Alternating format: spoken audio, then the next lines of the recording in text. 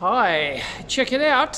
Someone's Come-a-Gutsa here on the roller door in the building. It's actually quite common. And yep, it's now trying to straighten itself out.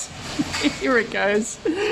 And it's just going to continually do this. I don't know, some sensor somewhere says that it's not down or whatever. And it's just continually trying to fix itself. But yeah, obviously jumped off the railings. This actually happens quite a lot to this roller door. I don't know, bad design or whatever, but yeah, it jumps off the railing like a car hits it, like a car, you know, there's not much clearance under here, so if you've got roof racks on your car or something and you hit it, then yeah, it all comes off, and then it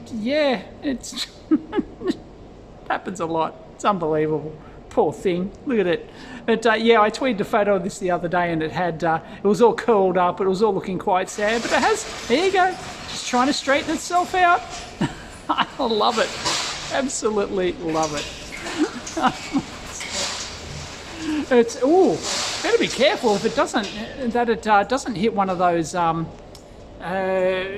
fire extinguisher things, fire outlet things up there. If it knocks off one of those, then we could have water everywhere. Anyway, here you go. Catch you next time.